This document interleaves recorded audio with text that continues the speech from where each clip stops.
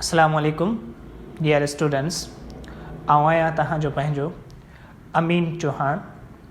अॼु असां सेल जा कंपोनेंट न्यूक्लियस जे स्ट्रक्चर, न्यूक्लियस जो फंक्शन, न्यूक्लियस कहिड़े तरीक़े सां पूरे सेल खे कंट्रोल करे थो, इहो पढ़ंदासीं। ऐं साइटोप्लाज़म ऐं उन जा ऑर्गेनेल, हुननि जी बनावट ऐं उन्हनि जे फंक्शन्स जे बारे में असां ज़िक्र कयूं था सेल जे हिकिड़े पार्ट जो, जंहिंखे असां छा था चऊं, न्यूक्लियस बेसिकली इंग्लिश टर्मिनोलॉजी आहे। हिन खे साइंटिफिक लैंग्वेज में या बायोलॉजिकल लैंग्वेज में छा चवंदा आहियूं, कैरियन। ऐं स्टडी ऑफ न्यूक्लियस जेको आहे उनखे असां चवंदा आहियूं कैरियोलॉजी। माना न्यूक्लियस जी जेका स्टडी आहे उनखे असां छा चवंदा आहियूं, कैरियोलॉजी। छो त कैरियन जेको वर्ड आहे उहो रिप्रेजेंट करे थो न्यूक्लियस खे।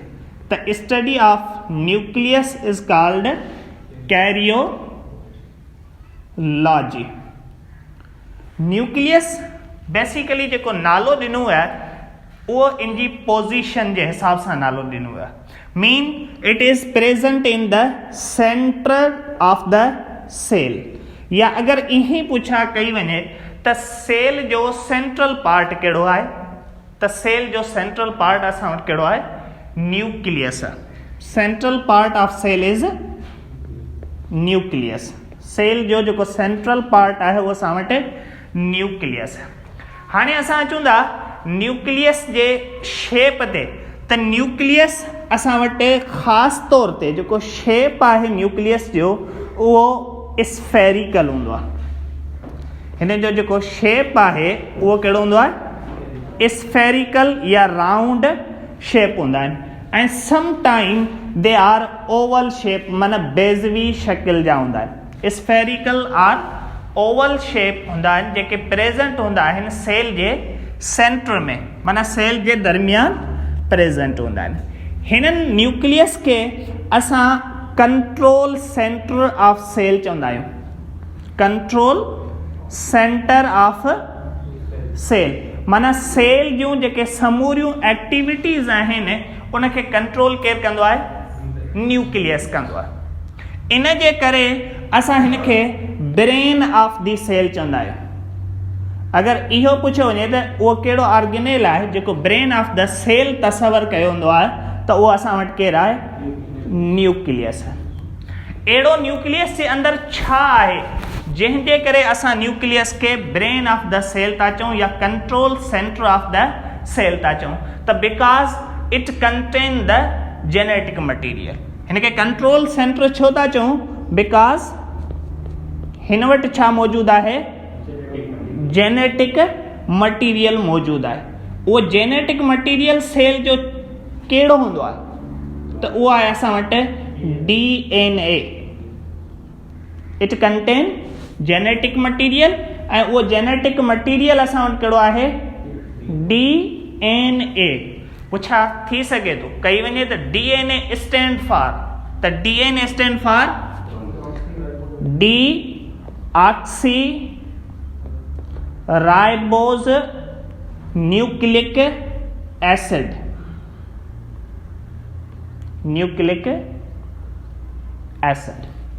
अगर असां न्यूक्लियस जी स्ट्रक्चर ते अचूं, जेकॾहिं न्यूक्लियस जी असां स्ट्रक्चर ते ईंदासीं त ही सेल जो सेंट्रल पार्ट आहे, ओवल या बेज़वी शेप जो आहे, and it is double membrane structure.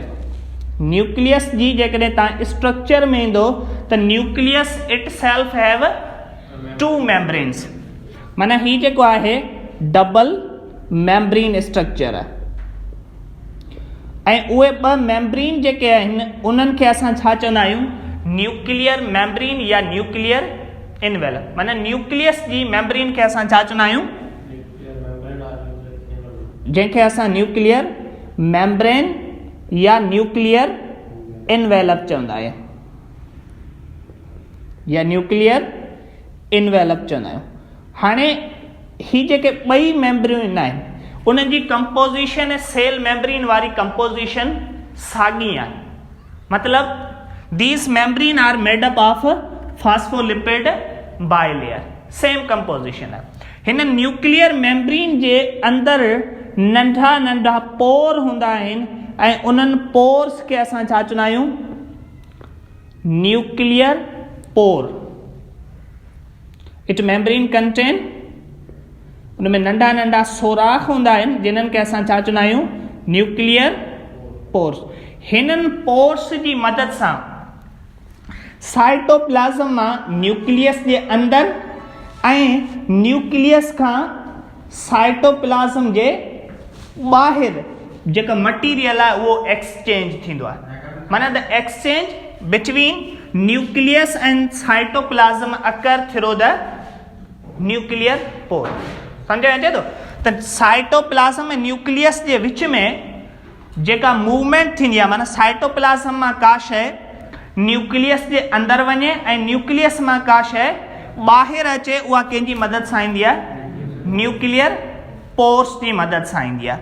हाणे असां अचूं था हिन न्यूक्लियस मेम्ब्रेन खां अंदरि, त हिन जे अंदरि छा आहे? न्यूक्लियस जे अंदरि त the nucleus is filled with a fluid, हिकिड़े प्रोटीनियस फ्लूइड सां फिल्ड आहे ऐं उन्हनि प्रोटीनियस फ्लूइड खे असां छा चवंदा आहियूं? न्यूक्लियोप्लाज़म। छा चवंदा आहियूं? न्यूक्लियोप्लाज़म। न्यूक्लियस जे अंदरि हिकिड़ो प्रोटीन जो ठहियल, लेमयाट जो ठहियल छा आहे? फ्लूइड आहे ऐं उन ई फ्लूइड खे असां छा चवंदा आहियूं? न्यूक्लियोप्लाज़म। छो प्लाज़म पहिरीं साइटोप्लाज़म में मूं ॿुधायो त प्लाज़म मीन फ्लूइड सबस्टेंसेस। सेल जो हुयो त उनखे असां छा चयोसीं? साइटोप्लाज़म। जॾहिं असां न्यूक्लियस जे फ्लूइड खे पढ़ंदासीं त असां हिनखे छा चवंदासीं? न्यूक्लियोप्लाज़म। प्लाज़म जे लाइ हिकिड़ो ॿियो वर्ड इस्तेमालु थींदो आहे, असां बायोलॉजी में उनखे लैम्फ चवंदासीं, ऐं न्यूक्लियस जे लाइ वर्ड कहिड़ो इस्तेमालु थिए थो? कैरियन। त this nucleoplasm is also called, हिनखे असां छा चवंदा आहियूं? Karyolymph. कैरियो माना न्यूक्लियस एंड लैम्फ माना fluid. The fluid present in nucleus is called nucleoplasm or Cairo लैम्फ। माना जेको न्यूक्लियस जे अंदरि फ्लूइड मौजूदु आहे उनखे असां छा था चऊं? न्यूक्लियोप्लाज़म बि चवंदा आहियूं एंड कैरियो लैम्फ बि चवंदा। सिंपल अगरि असां जो न्यूक्लियस जे अंदरि जेको पाणी मौजूदु आहे या फ्लूइड मौजूदु आहे हुनखे छा चवंदा आहियूं? त हुनखे असां न्यूक्लियोप्लाज़म या कैरियो लैम्फ चवंदा आहियूं। एॾी को वॾी कहाणी कोन्हे जेका सम्झ में न अचे, ठीकु आहे। उन खां पोइ हिन फ्लूइड जे अंदरि असांखे हिकिड़ी थ्रेड लाइक स्ट्रक्चर्स नज़र ईंदियूं आहिनि, धागनि जहिड़ी शकिल में, जंहिंखे असां गॾियल तौर ते छा चवंदा आहियूं?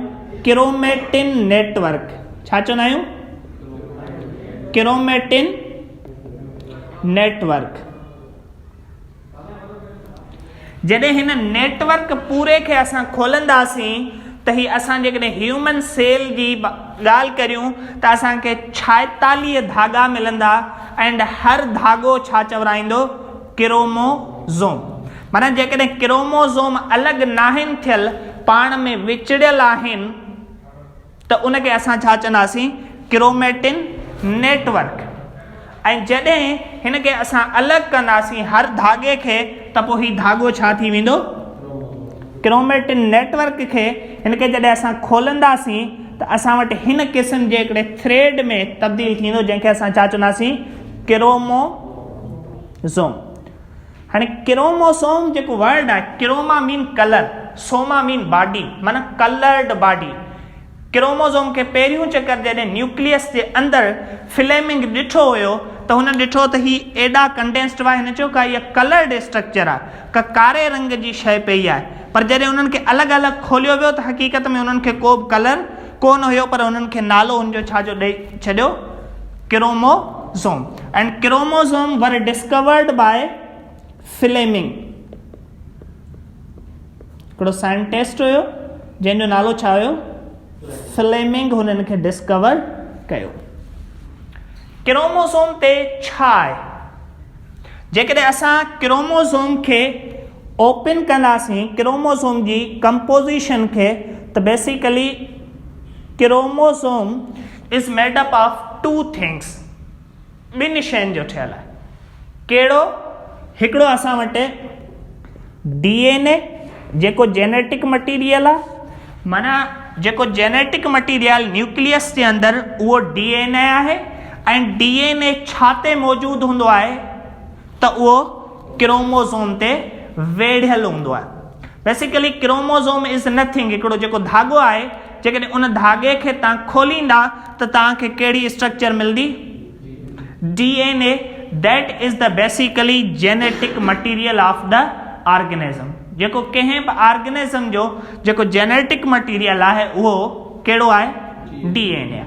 ऐं DNA किथे हूंदो आहे, क्रोमोसोम ते, ऐं क्रोमोसोम किथे हूंदा आहिनि, न्यूक्लियस जे अंदरि। ठीकु आहे, त जनरली असां चऊं DNA किथे मौजूदु आहे, तव्हां वटि ऑप्शन हुजे न्यूक्लियस जो त डेफिनेटली न्यूक्लियस हुजे, जेकॾहिं न्यूक्लियस जो ऑप्शन कोन्हे त पोइ तव्हां कंहिं वटि अची वेंदा, क्रोमोसोम वटि DNA प्रेज़ेंट हूंदो आहे। ठीकु आहे, ॿियो हिन के वटि हिकिड़ा प्रोटीन हूंदा आहिनि जिन्हनि खे असां चवंदा आहियूं हिस्टोन प्रोटीन। छा चवंदा आहियूं, हिस्टोन प्रोटीन। बेसिकली जेको DNA आहे उहो हिकिड़ो इलाही डिघो मालिक्यूल आहे, जेकॾहिं उनखे असां वेढ़ियूं त वेढ़े न सघूं, एॾो डिघो मालिक्यूल आहे। उनखे वेढ़ियुनि वारी जेका स्ट्रक्चर आहे उहो हिस्टोन प्रोटीन आहे, जेको उनखे वेढ़े ऐं माना गॾु करे रखंदो आहे, चोटाए in the form of chromosome रखंदो। बैक्टीरियल जेको सेल आहे उन जे अंदरि हिस्टोन प्रोटीन कोन हूंदा आहिनि, माना प्रोकैरियोट में हिस्टोन प्रोटीन कोन हूंदा आहिनि, उनजे करे असां उनखे चवंदा आहियूं फॉल्स क्रोमोसोम हुननि वटि मौजूदु हूंदा आहिनि। False chromosome and true chromosome is due to presence of histone protein. अगरि हिस्टोन प्रोटीन आहे त ट्रू, जेकॾहिं न आहे त पोइ फॉल्स क्रोमोसोम। जनरल माना असां वटि न्यूक्लियस जो फ्लूइड, न्यूक्लियस वटि जेकॾहिं कंडेंस आहिनि क्रोमोसोम त उनखे क्रोमेटिन नेटवर्क चवंदासीं। उन क्रोमेटिन नेटवर्क खे जेकॾहिं खोलंदासीं त असां वटि छा आहिनि, बेसिकली क्रोमोसोम्स आहिनि, ऐं क्रोमोसोम ॿिनि शयुनि जो ठहियलु आहे जंहिंखे असां DNA ऐं हिस्टोन चवंदा आहियूं। ख़ाली जेकॾहिं स्टडी ऑफ क्रोमोसोम कंदासीं त पोइ असांखे ईंदी karyotyping. Study of chromosome is called, छा चवंदा आहियूं, कैरियोटाइपिंग या karyotype. Study of chromosome is called karyotype. हर जानदार में क्रोमोसोम जी तादाद मुख़्तलिफ़ थींदी आहे, हर सेल में क्रोमोसोम जी तादाद मुख़्तलिफ़ थींदी आहे। जेकॾहिं असां ॾिसंदासीं क्रोमोसोम जी तादाद इंसान जे अंदरि त घणी आहे तादाद, असांजे अंदरि 46 क्रोमोसोम आहिनि, ऐं क्रोमोसोम हमेशह जोड़े में हूंदा आहिनि। हिकिड़ो क्रोमोसोम जो जेको पार्टनर आहे उहो तव्हांखे मदर मां मिलंदो आहे, हिकिड़ो तव्हांखे फादर मां मिलंदो आहे, ऐं अहिड़े तरीक़े सां हू हमेशह छा में हूंदा आहिनि, जोड़े जे अंदरि हूंदा आहिनि। माना असांजे अंदरि पेयर घणा आहिनि त 23 असां वटि पेयर आहिनि, ऐं जेकॾहिं असां इंडिविजुअल नंबर चऊं त असां वटि घणा आहिनि, 46 क्रोमोसोम आहिनि। हाणे हिननि में ॿिनि क़िस्मनि जा पेरा हूंदा आहिनि। हिकिड़ा उहे हूंदा आहिनि जेके मेल ऐं फीमेल ॿिन्हिनि में साॻी हूंदा आहिनि, उन्हनि क्रोमोसोम खे असां ऑटोज़ोम चवंदा आहियूं। ऑटोज़ोम माना जेके the chromosome which are same in male and female. Autosome same हूंदा आहिनि, same in male and female. हाणे उहे ऑटोज़ोम केतिरा आहिनि त असां वटि 22 पेयर जेके आहिनि उहे ऑटोज़ोम्स जा हूंदा आहिनि। माना टोटल घणा, 44, 22 44, ऐं जेके ॿ आहिनि हिकिड़ो पेयर या ॿ उन्हनि खे असां छा चवंदा आहियूं सेक्स क्रोमोसोम जेके डिफरेंट हूंदा आहिनि मेल एंड फीमेल जे अंदरि। अगरि असां उन्हनि खे मेल में ॾिसंदासीं त मेल में हिकिड़ो क्रोमोसोम वॾो हूंदो आहे ऐं हिकिड़ो क्रोमोसोम नंढो हूंदो आहे। माना मेल में छा हूंदा आहिनि एक्स एंड वाई, ऐं जेकॾहिं असां फीमेल जो ज़िक्र कंदा आहियूं त उन वटि ॿई छा हूंदा आहिनि एक्स हूंदा आहिनि। हाणे सवाल कहिड़े तरीक़े सां पुछा कई वेंदा ह्यूमन जीनोम माना इंसान जो जीनोम कहिड़ो आहे या क्रोमोसोम कीअं आहे, त पोइ ऑप्शन में ॾेई छॾंदा आहिनि 22 प्लस XX या 22 प्लस XY या 21 प्लस XY या अहिड़े तरीक़े सां 23 प्लस XY। त ही जेके आहिनि असां वटि नंबर, छो त 23 में आख़िरी डिफरेंट आहे, 22 सेम आहिनि। बाक़ी जेकॾहिं मेल जो घुरे थो त असां उनखे 22 प्लस XY चॉइस कंदासीं, अगरि फीमेल जो घुरे थो त असां XX कंदासीं। ठीकु आहे। स्टडी ऑफ क्रोमोसोम खे ऑलरेडी असां चई छॾिया त उहा कहिड़ी आहे कैरियोटाइप। न्यूक्लियस जे अंदरि हिकिड़ी ॿी शइ हूंदी आहे जेका नंढी स्फेरिकल बॉडी आहे, न्यूक्लियस जो पार्ट आहे, उन जे करे हिन खे असां छा चवंदा आहियूं न्यूक्लियोलस। न्यूक्लियस जे अंदरि हिकिड़ी नंढड़ी राउंडेड बॉडी हूंदी आहे जंहिंखे असां छा चवंदा आहियूं न्यूक्लियोलस। न्यूक्लियोलस जो कमु छा आहे त हिन जो कमु आहे जस्ट राइबोसोम खे ठाहिणु। छा आहे राइबोसोम्स खे ठाहिणु। राइबोसोम न्यूक्लियस जे अंदरि ठहंदा आहिनि। न्यूक्लियस जे अंदरि कहिड़ी जॻह ते ठहंदा आहिनि न्यूक्लियोलस जे अंदरि। पोइ न्यूक्लियस पोर्स जे ज़रिए साइटोप्लाज़म में वेंदा आहिनि ऐं साइटोप्लाज़म में वञी करे उते प्रोटीन ठाहींदा आहिनि। उन जे करे असां हिन खे प्रोटीन फैक्ट्री बि चवंदा आहियूं राइबोसोम्स खे। त ही तव्हांजो जेको आहे न्यूक्लियस जो ओवरव्यू। जेके मेन थारोली जेको पुछा कई वेंदी आहे या पुराणा टेस्ट पैटर्न NTS में त कंट्रोल सेंटर ऑफ सेल कंहिंखे था चऊं, त उहो असां न्यूक्लियस खे था चऊं। ठीकु आहे। न्यूक्लियस में छा आहे त न्यूक्लियस में जेनेटिक मटीरियल आहे, DNA आहे। पर IBA वारनि जो थोरो NTS खां दिमाग़ ख़राबु हूंदो आहे त जेकॾहिं उहे पुछा कनि त न्यूक्लियस जे अंदरि फ्लूइड खे छा था चऊं त न्यूक्लियोप्लाज़म, या न्यूक्लियोप्लाज़म जो ॿियो जेको आहे सब्स्टिट्यूट वर्ड कहिड़ो आहे त कैरियोप्लाज़म। ठीकु आहे। न्यूक्लियस में राइबोसोम्स किथे सिंथेसाइज़ थींदा आहिनि त उहे न्यूक्लियोलस जे अंदरि थींदा आहिनि। त इहो जस्ट जेको आहे ओवरव्यू था। हीअ मूंखे तइदाद लिखी आहे हाउसफुल आहे मॉस्किटो ओलियन फ्रॉग बैक्टीरिया जी। त बैक्टीरिया में क्रोमोसोम पेयर में कोन हूंदा आहिनि। जी जी जी नाले सां पहिरीं ॻाल्हि त ज़ाहिर आहे DNA माना D oxy ribose sugar, RNA माना राइबोस शुगर। हाणे तव्हांखे पहिरीं इहो ॿुधायां त राइबोस शुगर छा आहे। ठीकु आहे। राइबोस माना 5 कार्बननि वारी हिकिड़ी शुगर आहे। ऐं कार्बोहाइड्रेट जो हमेशह फार्मूलो ही हूंदो आहे 1:1 माना जेतिरा कार्बन उनजे ॿीणा हाइड्रोजन ऐं कार्बन जेतिरा ई ऑक्सीजन। त माना जेकॾहिं 5 कार्बन वारी शुगर आहे माना C5H माना घणा हूंदा 10 एंड O जेके हूंदा उहे घणा हूंदा 5। त RNA में हीअ कंप्लीट शुगर आहे। ठीकु आहे। माना राइबोस शुगर आहे 5 कार्बननि वारी। हाणे नाले मां ज़ाहिर आहे DNA माना डी ऑक्सी राइबोस शुगर माना C5H10 एंड O छा थी वियो 4।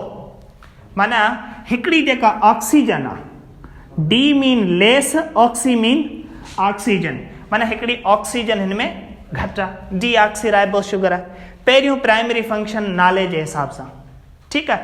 पोइ ॿियो फंक्शन इहो आहे त नाइट्रोजिनस बेस जे हिसाब सां, त जेको DNA हूंदो आहे उन में एडेनाइन, थायमाइन, ग्वाइनाइन एंड जेको आहे साइटोसिन हूंदो आहे। जॾहिं त RNA में थायमाइन जी जॻह ते यूरेसिल हूंदो आहे। उनखां पोइ टियों नंबर त जेको असां वटि DNA आहे उहो डबल स्टैंडर्ड हूंदो आहे। RNA जेको आहे उहो सिंगल स्टैंडर्ड हूंदो आहे। DNA जी हिकिड़ी टाइप आहे, RNA जूं 3 टाइप आहिनि, ribosomal RNA, transfer RNA, messenger RNA। उनजे जे करे असां DNA खे डिस्कस कयूं। असल में छा आहे त असां वटि कुझु अहिड़ा ऑर्गेनिज़म आहिनि जिन्हनि वटि DNA हूंदो ई न आहे, कुझु वायरस अहिड़ा आहिनि जिन्हनि में जस्ट हाणे पहिरीं ॻाल्हि त जेनेटिक मटीरियल असां चऊं कंहिंखे था, असां वटि हिकिड़ी मिसकॉन्सेप्शन आहे, जेनेटिक मटीरियल माना इंफॉर्मेशन, ठीकु आहे, जेको इंफॉर्मेशन ॾे ऐं जनरेशन खे वधाए।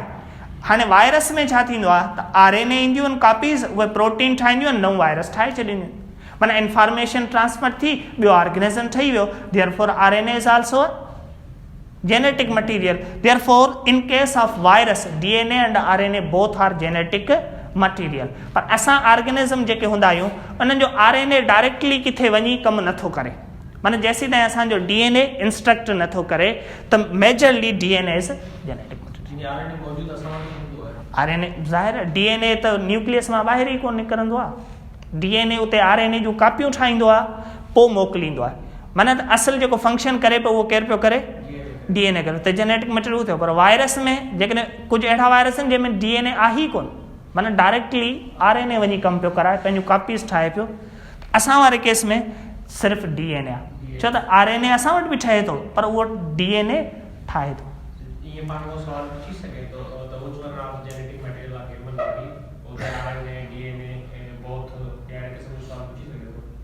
ॾिसो इवोल्यूशन आहे, ठीकु आहे, इर्तिका आहे, पुछी सघे थो बिल्कुलु, असांजे टेस्ट में न, पर जनरल कॉन्सेप्ट जे लाइ इहा शइ पुछी सघे थी त जेको असां वटि पहिरीं मालिक्यूल आयो हो न उहो DNA हो ई न, पहिरीं RNA आयो, पोइ उन मां DNA ठहियो, उन DNA खे चवंदा कॉम्प्लीमेंट्री DNA, ठीकु आहे। त जॾहिं DNA न हुयो त असांजो जेनेटिक मटीरियल कहिड़ो थी वियो, RNA। असां में न, पर जेके शुरू में ऑर्गेनिज़म आया हुआ, प्रोटोसेल असां चवंदा आहियूं उन्हनि खे, 3 समथिंग बिलियंस ईयर्स अॻो, उन्हनि में RNA। देयरफॉर असां उनखे ॿिन्हिनि खे चई सघूं था। न जेली फिश त हाणे आई आहे, खोसनि खां पोइ आई आहे, ही पुराणी कहाणी ॿुधाई। जी जी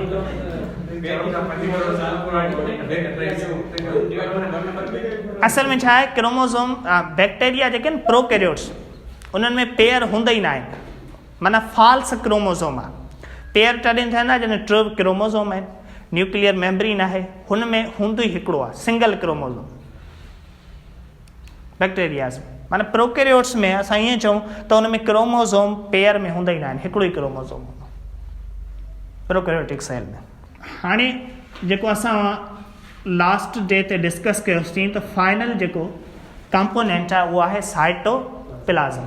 cyto mean cell and plasm mean fluid, माना सेल जे अंदरि न्यूक्लियस खां ॿाहिरि ऐं सेल मेम्ब्रेन जे विच वारो जेको हिसो आहे हिनखे असां छा चवंदा आहियूं, साइटोप्लाज़म, माना द रीजन बिटवीन छा जे विच में, cell membrane and nucleus, nucleus and cell membrane जे विच वारो जेको रीजन आहे, इन रीजन खे असां छा चवंदा आहियूं, साइटोप्लाज़म चवंदा आहियूं। जेको छाजो ठहियल आहे त it is a fluid, semi fluid, semi mean half, fluid substance जो ठहियल आहे। हाणे ज़ाहिर आहे पहिरीं ई असां हिनखे विरहाए छॾियो आहे ॿिनि हिसनि में, त हिन में छा आहे, माना हाफ फ्लूइड आहे, हाफ ॿी का शइ आहे, उहा अधु कहिड़ी शइ आहे त हिनखे असां ॿिनि हिसनि में विरहायो आहे। पहिरियों जेको असां वटि हिसो आहे उहो थी वियो फ्लूइड जंहिंखे असां साइटोसोल चवंदा आहियूं। 50% माना सेल जो सोल्यूशन साइटोसोल थी वियो ऐं 50% में असां वटि छा अची विया, आर्गेनेल अची विया। ऐं उन्हनि आर्गेनेल्स खे असां छा चवंदा आहियूं, साइटोप्लाज़्मिक आर्गेनेल, छो त उहे साइटोप्लाज़्म जे अंदरि मौजूदु हूंदा आहिनि। आर्गेनेल जंहिंखे असां छा चवंदा आहियूं, साइटोप्लाज़्मिक आर्गेनेल ऑफ द सेल। हाणे हिननि आर्गेनेल जी कुझु कैटेगरी वाइज़ ईअं थियल आहिनि त हिननि में कुझु अहिड़ा आर्गेनेल आहिनि जिन्हनि खे का बि मेम्ब्रेन न आहे, कुझु अहिड़ा आहिनि जेके ॿिनि मेम्ब्रेन वारा आहिनि, कुझु अहिड़ा आहिनि जेके हिकिड़ी मेम्ब्रेन वारा आहिनि। साइटोप्लाज़्मिक आर्गेनेल। हाणे सभ खां पहिरीं असां अचूं था सिंगल मेम्ब्रेन वारे आर्गेनेल ते। Single membrane bound organelle. Single membrane bound organelle कहिड़ा आहिनि त असां वटि हिकिड़ो अचे थो एंडोप्लाज़्मिक रेटिक्यूलम,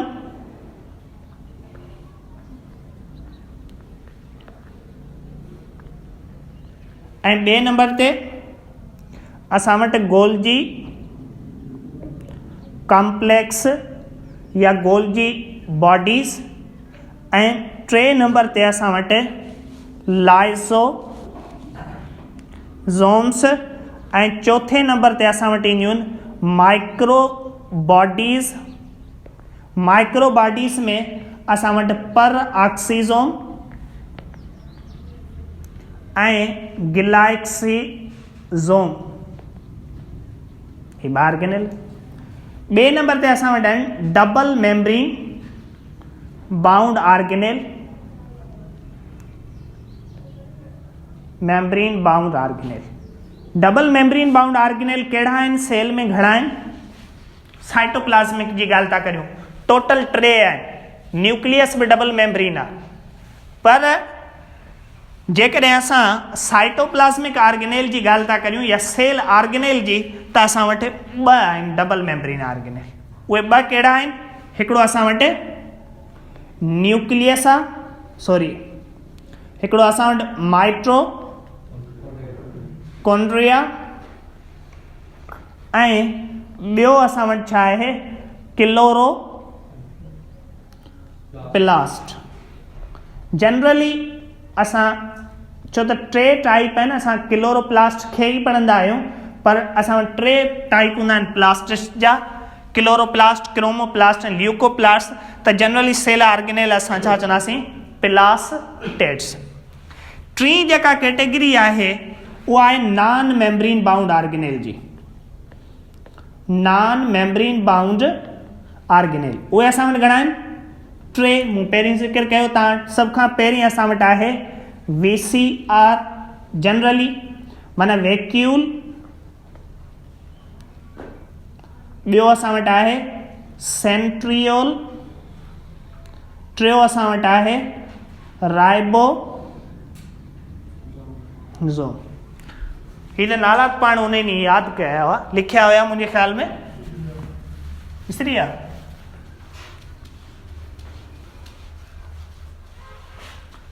हाणे हिननि सभिनी आर्गेनेल्स जी असां थोड़ी डिस्क्रिप्शन ऐं उनजो फंक्शन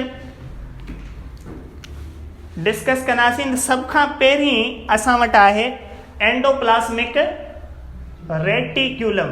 एंडो माना inside, endo mean plasma mean fluid और साइटोप्लाज़्म खे मुखातिब तो करे, एंड रेटिक्यूलम जो मतिलबु आहे नेटवर्क। माना साइटोप्लाज़्म जे अंदरि जेको नेटवर्क लाइक ॼारे वांगुरु जेका स्ट्रक्चर मौजूदु आहे, उहा असां वटि कहिड़ियूं आहिनि? Endoplasmic reticulum. Endoplasmic reticulum. Endo mean inside, plasma mean cytoplasm, and reticulum माना नेटवर्क। नेटवर्क ऑफ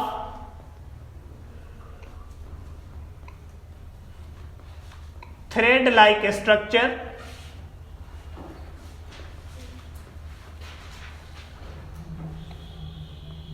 जेको एक्सटेंड थे तो किथां खां extend from plasma membrane to nuclear membrane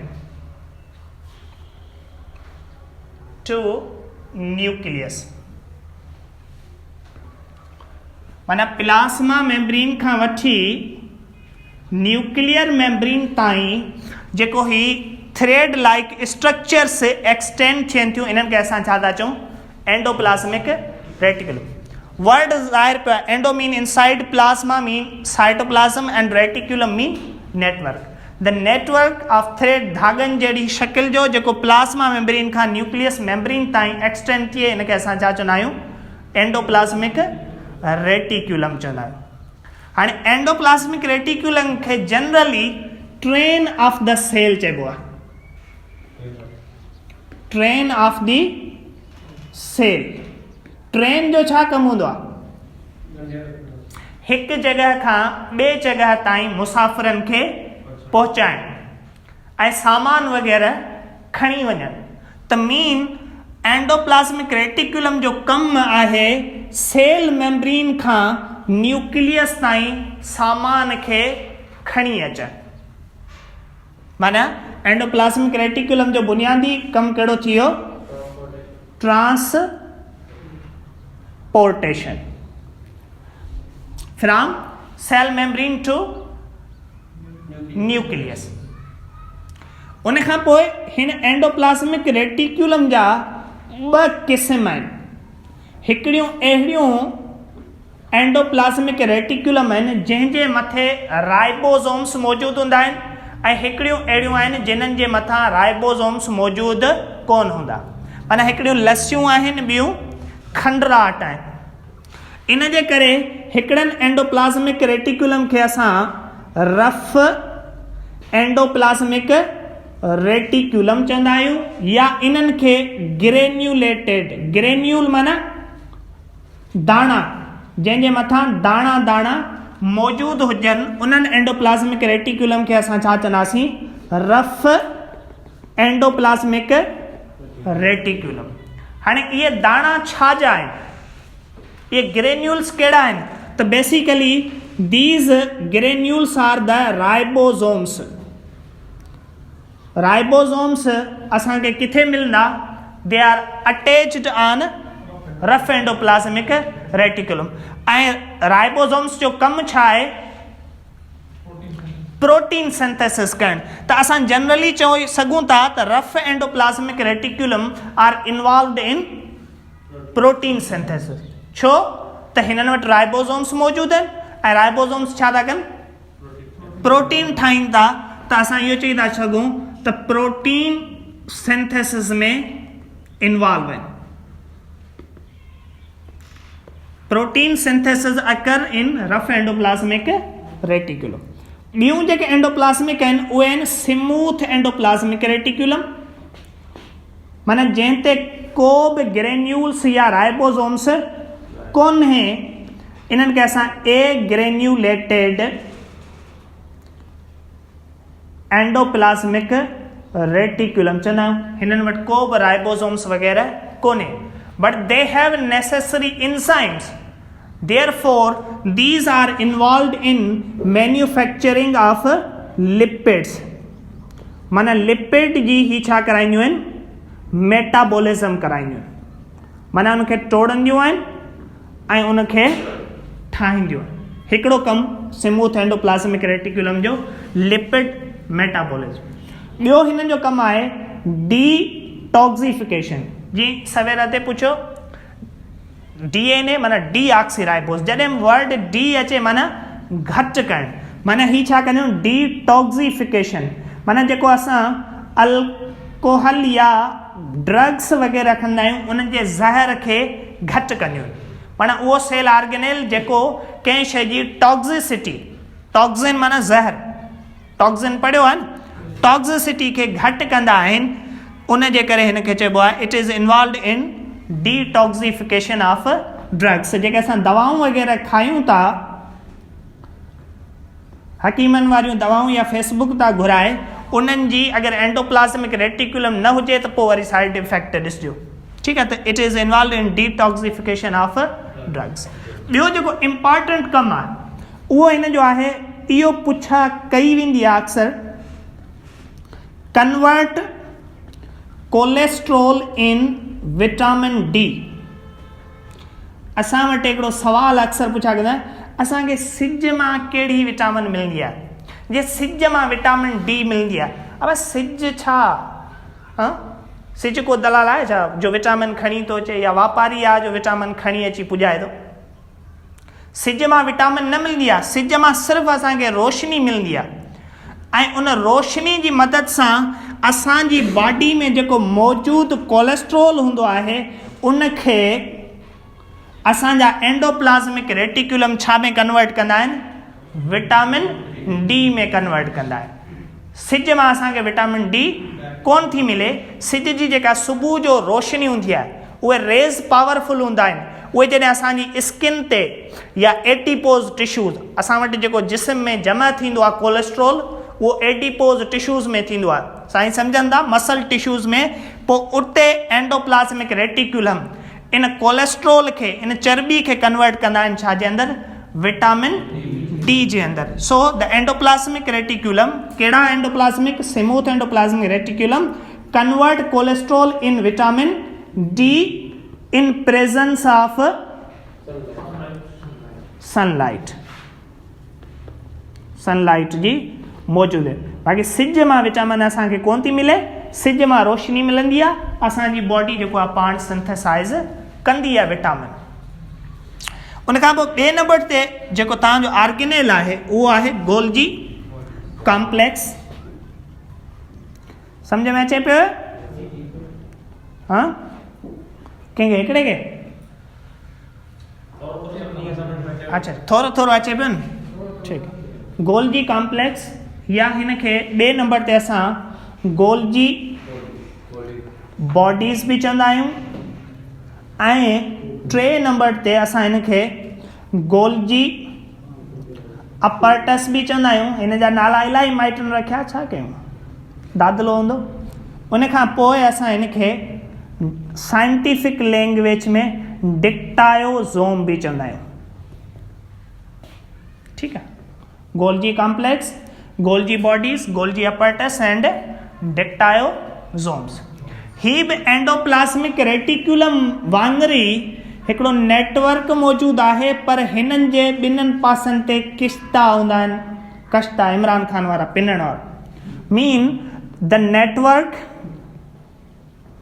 with two sacs, माना ॿ जेके आहिनि उहे ॻोथरियूं हूंदियूं आहिनि ॿिन्ही एंड ते, हिकिड़ी जितां शुरू थींदा ऐं ॿी जिते ख़तमु थींदा। ही जस्ट माना रिलेटेड न आहिनि त न्यूक्लियर मेम्ब्रेन खां साइटोप्लाज़मिक मेम्ब्रेन ताईं, पर ही सेल जे कंहिं पार्ट में बि शुरू थींदा आहिनि, कंहिं पार्ट में बि ख़तमु थींदा आहिनि। माना विद इन साइटोप्लाज़म जेका ट्रांसपोर्टेशन थींदी आहे उहा गोल्जी कॉम्प्लेक्स बि कराईंदा आहिनि। पर ट्रांसफॉर्म सां गॾोगॾु ही थोरी उनजी पैकिंग वग़ैरह बि चेंज कंदा आहिनि। इन जे करे गोल्जी कॉम्प्लेक्स खे post office of the cell चयो वेंदो आहे। Post office of the cell. Post office जो कमु छा हूंदो आहे? तव्हां डाक ॾियो, हुनखे कलेक्ट करणु। पहिरियों कमु छा हूंदो आहे? पोस्ट मास्टर यूसुफ जी बोतल न पीतल हुजे, बाक़ी छा कंदो? Collect the material. कलेक्शन खां पोइ हुनखे पैकिंग कंदो। छा कंदा? लिफ़ाफ़े वग़ैरह में विझंदो। ऐं उन खां पोइ छा कंदो? कलेक्शन, पैकिंग एंड फाइनली पंहिंजी डेस्टिनेशन ते पहुचाईंदो। माना गोल्जी कॉम्प्लेक्स जा टे कम आहिनि: कलेक्शन करणु, पैकिंग करणु एंड ट्रांसपोर्ट करणु। कहिड़े फॉर्म में त कहिड़ो बि फूड ॾियो उनजे मथां ई पैकिंग कंदो ऐं उनखे विज़ाइकल जे फॉर्म में ठाहींदो, नंढनि ॻोथरियुनि जे फॉर्म में, जंहिंखे असां छा चवंदा आहियूं? vesicles. The food is transported within cell by the Golgi complex in the form of vesicles J form में ही जेके आहिनि उहे ट्रांसपोर्ट कंदा आहिनि। हिन जा ॿ जेके असां चऊं था सेक्स, हिकिड़ो सिस फेज़ हूंदो आहे, ॿियो ट्रांस फेज़ हूंदो आहे। सिस फेज़ जो कमु हूंदो आहे शयुनि खे वठणु जंहिं जॻह तां, ऐं ट्रांस फेज़ जो कमु हूंदो आहे जंहिं जॻह ते पहुचाइण। पर उन डिटेल में असां नथा वञूं। Generally they are prominent in गिलेंड्यूलर sales. जेके गिलैंड्स आहिनि असांजा गुदूद आहिनि उन्हनि में ई वधीक हूंदा आहिनि, छो त सेल सीक्रेशन वधीक थींदियूं आहिनि। सवाल पुछी सघिजे त which organelle is related to cell secretion, त Golgi complex is the organelle which is related to cell secretion. ऐं इन प्लांट सेल, ॿूटनि में जेका सेल वॉल थींदी आहे उनखे ठाहिण वारो ई मर्द मुजाहिद हूंदो आहे। Plants, in plants sale wall केरु ठाहींदो आहे? Cell wall is secreted. केरु सीक्रेट कंदो आहे? पॉलीसेक्राइड खे, सेल्यूलोस खे गोल्जी कॉम्प्लेक्स ठाहींदो। जेको असांजो सेल्यूलोस आहे उहो क्लोरोप्लास्ट में आहे, बाद में उनखे पैकिंग वग़ैरह, शेप, फाइबर्स वग़ैरह केरु कंदो आहे? Golgi complex. सो अगरि इहो पुछो वञे which organelle is involved in secretion of cell wall, त उहो कहिड़ो आहे? बाय गोल्जी कॉम्प्लेक्स या गोल्जी बॉडीज़ या गोल्जी अपरटस। त इहो असांजो जेको आहे फंक्शन आहे हिननि जो। रफ जो प्रोटीन खे सिंथेसाइज़ करणु, स्मूथ जो लिपिड मेटाबॉलिज्म करणु, डिटॉक्सिफिकेशन करणु, ऐं कोलेस्ट्रोल खे विटामिन डी में कन्वर्ट करणु। हिन जा लक्षण लॻनि था अचण जा। या गोल्जी कॉम्प्लेक्स में सेल वॉल जेका आहे उहा केरु सिंथेसाइज़ कंदो आहे? असांजो गोल्जी कॉम्प्लेक्स प्लांट्स जे अंदरि सेल वॉल खे सिंथेसाइज़ कंदा आहिनि। सिंगल मेम्ब्रेन वारो ई आहे, हुनजो नालो आहे लाइज़ोज़ोम। हिनखे जेको नालो ॾिनो आहे लाइसिस वर्ड जेको आहे उनजी माना ब्रेक डाउन, ऐं सोमा जो मतिलबु आहे बॉडी। हिकिड़ी सेल जे अंदरि उहा बॉडी जेका सेल जे अंदरि कंहिं शइ जी भञ-ड्राह करे थी, माना भञ-ड्राह करण वारी। ठीकु आहे, इन जे करे ऐं भञ-ड्राह जे प्रोसेस खे असां अक्सर डाइजेशन चवंदा आहियूं।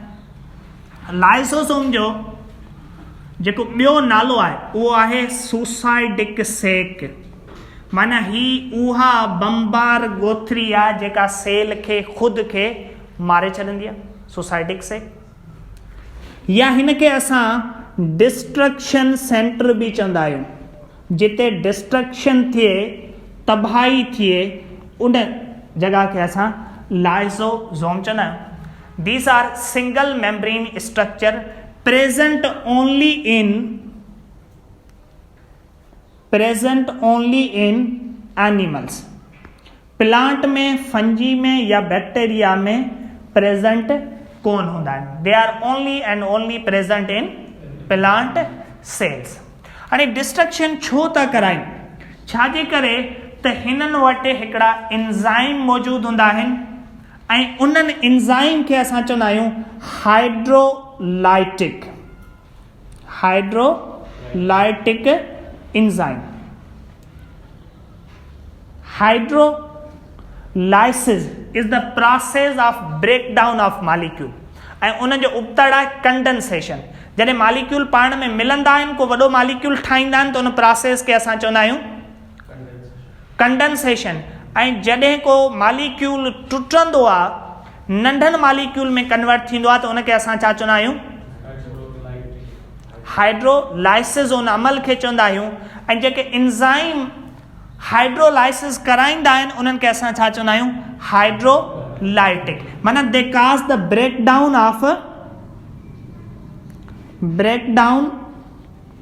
Of molecule. हाणे इहे मुख़्तलिफ़ क़िस्मनि जा हूंदा आहिनि।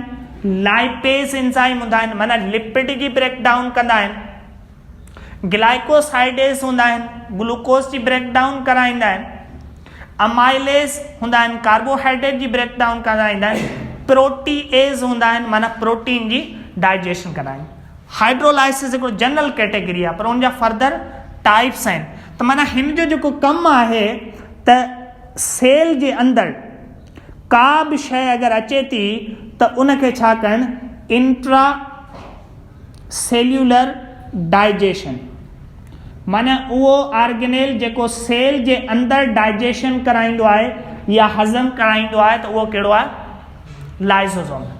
Mean the cell organelle involve in cellular digestion, digestion में इन्वॉल्व कहिड़ो ऑर्गेनेल आहे, लाइसोसोम इन्वॉल्व। सिर्फ़ इहो न, पर असांजी बॉडी जे अंदरि अगरि को फॉरेन पार्टिकल दाख़िल थींदो आहे त उनखे बि ही ब्रेक डाउन करे चवंदा आहिनि। Also destroy the foreign particle. असांजो जेके WBCs आहिनि, जंहिंखे असां सोल्जर ऑफ बॉडी चवंदा आहियूं, हुननि में लाइसोसोम तमामु एक्टिव हूंदो आहे। ऐं जॾहिं बि का बॉडी असांजे सेल जे अंदरि ईंदी आहे त उनखे ही छा करे छॾंदा आहिनि, खाई छॾींदा आहिनि, माना डिस्ट्रॉय फॉरेन पार्टिकल्स। माना ही असांखे छा कंदो, फॉरेन पार्टिकल्स खां प्रोटेक्शन बि ॾींदो आहे।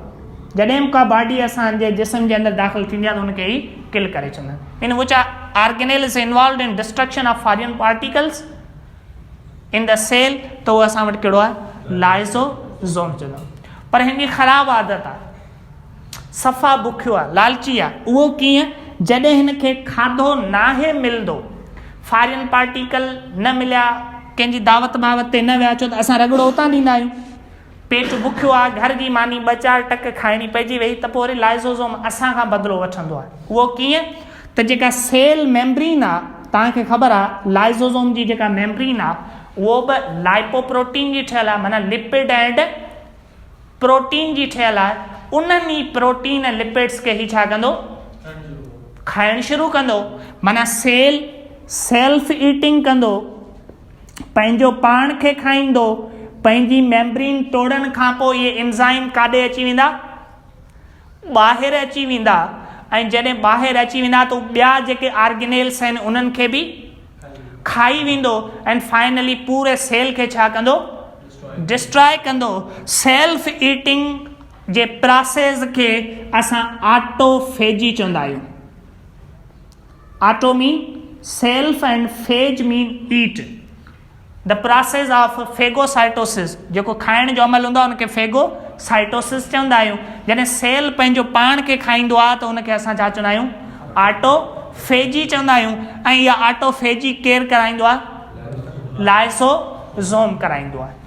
ऑटोफेजी नुक़सान वारी कोन्हे, ऑटोफेजी फ़ाइदे वारी बि आहे। कीअं, जॾहिं असां रोज़ा रखंदा आहियूं, फास्टिंग कंदा आहियूं, त असांजे जिस्म में जेके मुख़्तलिफ़ बीमारियुनि वारा सेल्स वग़ैरह वधी वेंदा आहिनि, जीअं ट्यूमर जा, कैंसर जा इनिशियल स्टेज ते रोज़ो वग़ैरह रखंदा आहियूं, या असां जीअं चवंदा आहिनि हल्को पेट भरे खाइजे, त उन्हनि जे दौरान छा थींदो आहे त ही ॿियनि सेल्स खे, जेके ख़राबु सेल आहिनि उन्हनि खे छा कंदा आहिनि, ख़तमु कंदा आहिनि। हिकिड़ो इहो।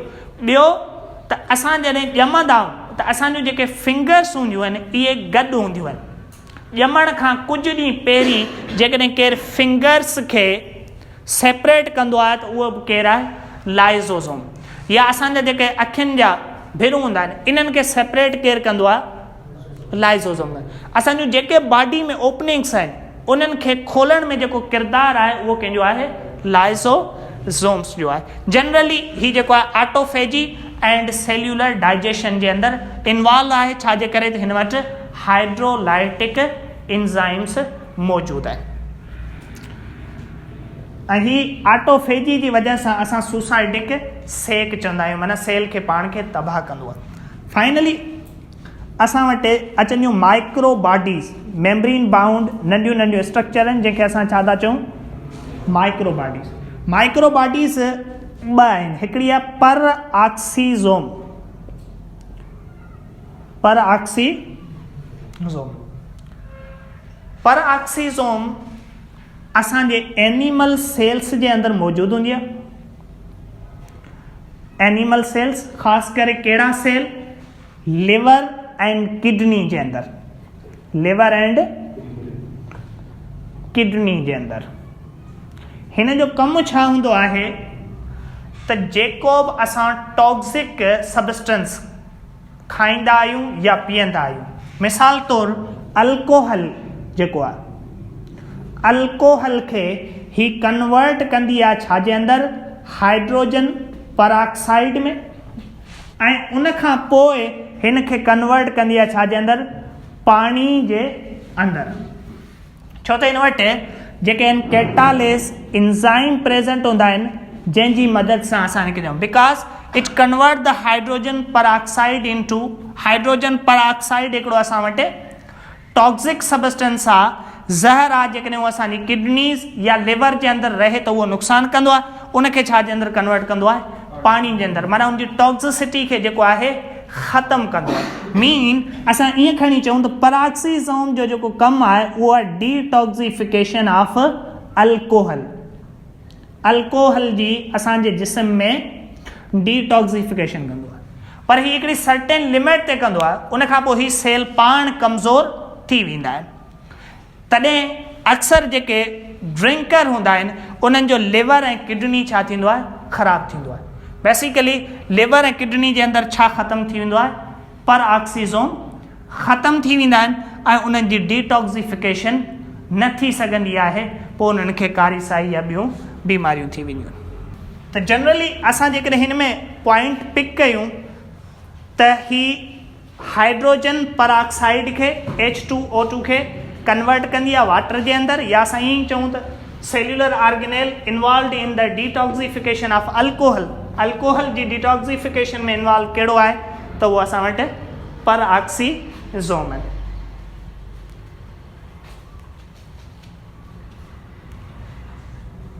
ॿी असां वटि माइक्रो बॉडी आहे जंहिंखे असां गिलाइक्सोज़ोम चवंदा आहियूं। Basically, this is the microbody present in plant cells, not in animal cell. ही present हूंदी आहे plant cells जे अंदरि। हिन जो कमु कहिड़ो हूंदो आहे त जॾहिं असां ॾिसो ॿिज केतिरा ई साल असां वटि पियो हूंदो आहे, हुनजे अंदरि न्यूट्रिशन बि हूंदी आहे, एम्ब्रियो बि हूंदी आहे। कणिक असां जेको आहे 12 महीना 2 साल रखियो वेठा हूंदा आहियूं, उहा उभड़ंदी न आहे, या ॿियो को बि ॿिज असां अगरि खणूं त उहो उभड़ंदो न आहे। उहो उभड़ंदो कॾहिं आहे, जॾहिं असां हुनखे ज़मीन जे अंदरि विझंदा आहियूं। ज़मीन जे अंदरि कहिड़े तरीक़े सां उहो उभड़े थो त उहो बेसिकली गिलाइक्सोज़ोम जी मदद सां, छो त जेको ॿिज हूंदो आहे उन जे अंदरि जेको खाधो जमा थियल हूंदो आहे उहो एंडोस्पोर जे फॉर्म में हूंदो आहे। उन एंडोस्पोर जे अंदरि फेट हूंदा आहिनि, सम्झो था न, सणंब हूंदो आहे। उन सणंब खे, छो त एनर्जी जेका असांखे खपंदी आहे ग्लूकोज़ मां, त उन सणंब खे फेट्स खे कन्वर्ट कंदो आहे छाजे अंदरि, ग्लूकोज़ जे अंदरि, ऐं पोइ उहा एनर्जी नए उभरंदड़ जेको ॿूटो हूंदो आहे उनखे मिलंदी आहे, हू वधणु शुरू कंदो आहे। त बेसिकली गिलाइक्सोज़ोम जो कमु छा हूंदो आहे त ही सीडलिंग, जेको नंढो ॿूटो, उभरंदड़ ॿूटो हूंदो आहे, उनखे असां चवंदा आहियूं सीडलिंग। सीडलिंग जे अंदरि ही फैट्स खे कन्वर्ट कंदो आहे, फैट्स जेके जमा थियल हूंदा आहिनि एंडोस्पोर जे अंदरि, उनखे कन्वर्ट कंदो आहे fats into, convert fats into glucose. Glucose जे अंदरि कन्वर्ट कंदो आहे, पोइ उन सीडलिंग खे एनर्जी मिलंदी आहे ऐं हू ग्रो अप करणु शुरू करे ॾींदो आहे। त ही तव्हांजा जेके आहिनि सिंगल मेम्ब्रेन बाउंड ऑर्गेनेल थी विया। पोइ असां अचूं था, स्टेमिना आहे या कोन्हे? अञा आहे। तव्हां में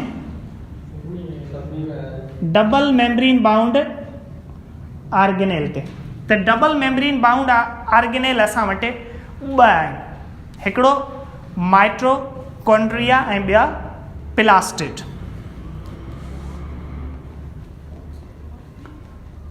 माइट्रोकॉन्ड्रिया या हिन खे असां कॉन्ड्रियोज़ोम बि चवंदा आहियूं। कॉन्ड्रियान जेको वर्ड आहे उनजी मीनिंग आहे rod and Soma mean body, the rod like structure body खे असां कॉन्ड्रियोज़ोम चवंदा आहियूं।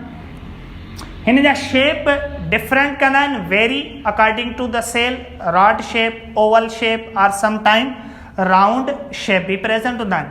ही ॿिन्हिनि सेलनि में, माना present in plant as well as animal cell. Plant and animal cell ॿिन्हिनि में मौजूदु हूंदो आहे एक्सेप्ट प्रोकैरियोटिक सेल, माना बैक्टीरिया एंड साइनोबैक्टीरिया खां अलावा समूरनि सेलनि में प्रेज़ेंट हूंदो आहे। हिन जो जेको कॉमन नालो आहे उहो असां हिन खे चवंदा आहियूं power house of the cell. Power house असां चवंदा आहियूं जिते एनर्जी पैदा थिए, माना this is involved in the production of energy. Cell जे अंदरि जेका एनर्जी ठहंदी आहे उनखे ठाहिण वारो केरु आहे? माइट्रोकॉन्ड्रिया हूंदो आहे। माइट्रोकॉन्ड्रिया ॿियनि सेल्स खां, ॿियनि ऑर्गेनेल खां थोरो डिफरेंट आहे। उहो डिफरेंट कीअं आहे? जेकॾहिं हिन जी असां माइट्रोकॉन्ड्रिया जी स्ट्रक्चर ते ईंदासीं त हिन माइट्रोकॉन्ड्रिया जी हिकिड़ी स्ट्रेट मेम्ब्रेन हूंदी आहे, आउटर स्ट्रेट मेम्ब्रेन, एंड ॿी इनर फोल्डेड मेम्ब्रेन हूंदी आहे। फोल्डेड मेम्ब्रेन हूंदी आहे ऐं इन मेम्ब्रेन जा जेके ही फोल्ड हूंदा आहिनि इन्हनि खे असां क्रिस्टी चवंदा आहियूं। The folding of the membrane, जेके फोल्डर हूंदा आहिनि इन्हनि खे असां छा चवंदा आहियूं? क्रिस्टी चवंदा आहियूं। Beside this membrane there is a fluid, ऐं उन फ्लूइड खे असां छा चवंदा आहियूं? Matrix. Mean the fluid of mitochondria is called, mitochondria जो जेको फ्लूइड हूंदो आहे उनखे असां छा चवंदा आहियूं? मैट्रिक्स। जनरली मैट्रिक्स जी मीनिंग ई जेको आहे उहो फ्लूइड आहे।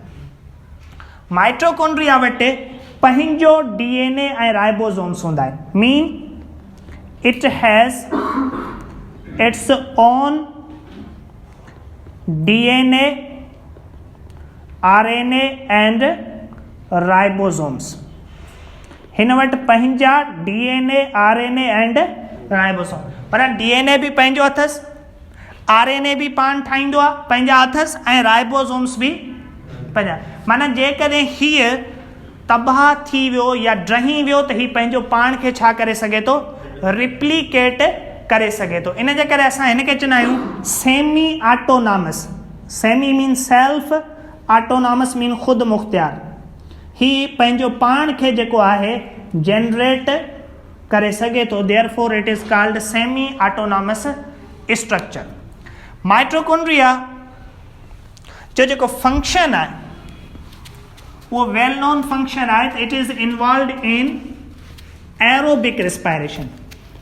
यादि रहे त रिस्पायरेशन असां चवंदा आहियूं ग्लूकोज जी ब्रेकडाउन खे। रिस्पायरेशन इहा न आहे त असां ऑक्सीजन खे इनटेक करियूं था ऐं कार्बन डाइऑक्साइड खे ॿाहिरि ॾियूं था, इहा ब्रीथिंग आहे, ठीकु आहे, या वेंटिलेशन आहे। रिस्पायरेशन आहे जॾहिं ग्लूकोज ब्रेकडाउन थिए, छाजे अंदरि?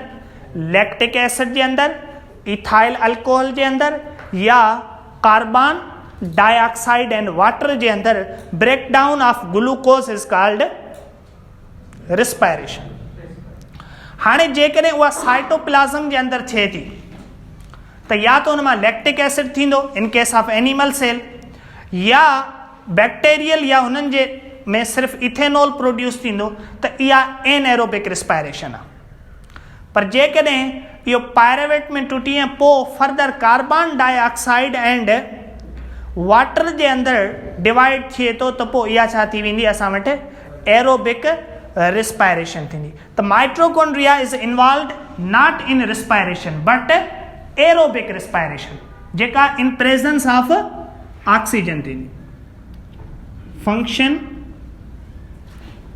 ऑफ माइट्रोकॉन्ड्रिया छा आहे? त माइट्रोकॉन्ड्रिया जो फंक्शन आहे इट इज़ इन्वॉल्वड इन सेल्यूलर रिस्पायरेशन। कहिड़ी रिस्पायरेशन जे अंदरि? It is involved in aerobic respiration. Aerobic respiration जो मतिलबु आहे अहिड़ी रिस्पायरेशन जंहिंजे अंदरि माइट्रोकॉन्ड्रिया छा कंदो आहे? ग्लूकोज खे कन्वर्ट कंदो आहे छाजे अंदरि? कार्बन डाइऑक्साइड एंड वाटर जे अंदरि, ऐं नतीजतन छा रिलीज़ कंदो आहे, energy in the form of heat, जेका कलेक्ट करे ADP मां छा ठहंदी आहे, ATP ठहंदो आहे। बेसिकली इन ATP प्रोडक्शन जी वजह सां हिनखे असां power house of the cell चवंदा आहियूं। सेल जीअं असां पाकिस्तान में रुपयो इस्तेमालु थींदो आहे, किथे यूरो इस्तेमालु थींदो आहे, किथे रियाल इस्तेमालु थींदो आहे, त बॉडी में जेका करंसी आहे उहा कहिड़ा आहे, ATP आहे। ATP स्टैंड फॉर हिकिड़ो मोनोन्यूक्लियोटाइड मॉलिक्यूल आहे जंहिंजो फुल फॉर्म आहे एडिनो साइन ट्राई फॉस्फेट, टे फॉस्फेट हिन में हूंदा आहिनि, adenosine triphosphate molecule, ऐं हिन खे असां करंसी ऑफ द सेल चवंदा आहियूं। जो सेल जेके एक्टिविटीज़ परफॉर्म कंदो आहे उहे एनर्जी जी मदद सां कंदो आहे, ऐं उहा एनर्जी कहिड़ी शकिल में कहिड़ी सूरत में खपंदी आहे, ATP जे फॉर्म में। त ATP is the currency of the cell आहे। इन जे करे माइट्रोकॉन्ड्रिया खे असां power house of the cell चवंदा आहियूं, एनर्जी पैदा कंदो आहे। इट असांखे जेको माइट्रोकॉन्ड्रिया मिलंदो आहे उहो अमड़ खां मिलंदो आहे। इट इज़ मैटरनल इन स्ट्रक्चर, माना कंहिं माण्हू खे जेको मिलंदो आहे माइट्रोकॉन्ड्रिया, अगरि तव्हां असां वटि माइट्रोकॉन्ड्रिया आहे त उहो कंहिं वटि आहे, मदर खां आयो आहे। ठीकु आहे, बाबे खे चई सघो था छा ॾिनुई, माइट्रोकॉन्ड्रिया बि ॾिनुई त कोन, इट इज़ मैटरनल इन स्ट्रक्चर। मीन प्रोजेनी या असां चऊं त ऑफस्प्रिंग जेके हूंदा आहिनि, रिसीव माइट्रोकॉन्ड्रिया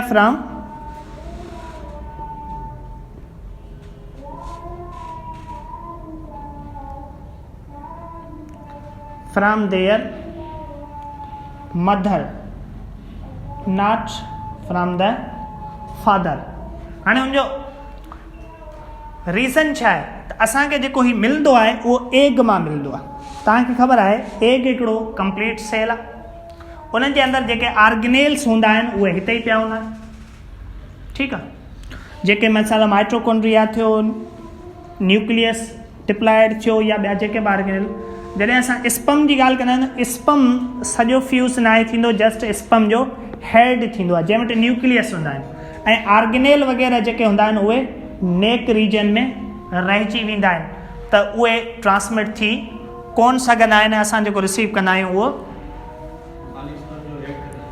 हेड माना न्यूक्लियस रिसीव कंदा आहियूं। त मीन वी रिसीव, जेको असां वटि माइट्रोकॉन्ड्रिया ईंदो उहो किथां ईंदो, मदर खां ईंदो, फादर वारो न्यूक्लियस ॿाहिरि ई डिस्ट्रॉय थी वियो। जी जी जी जी जी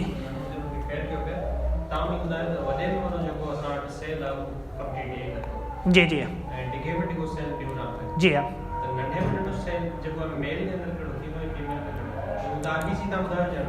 असां ॿुधायो ह्यूमन बॉडी जे अंदरि। ठीकु आहे, जेकॾहिं असां ॾिसूं माना हिन खे करियूं एग एंड, छो त मूं ह्यूमन बॉडी में ॿुधायो त वॾे में वॾो न्यूरॉन आहे, ठीकु आहे, नंढे में नंढो RBCs आहे। ठीकु आहे, एग ऐं स्पम जी असां कंपेरिजन न कई, छो एग खां न्यूरॉन जेको आहे उहो वॾो आहे, असांजी बॉडी जे अंदरि एग खां न्यूरॉन वॾो आहे, ऐं स्पम खां RBCs नंढो आहे, RBCs नंढो आहे। ठीकु आहे, त हाणे हुनखे असां कंपेयर नथा करियूं, जंहिंजे करे चयो त वॾे में वॾो न्यूरॉन आहे असांजी बॉडी जे अंदरि, ऐं स्पम नंढो।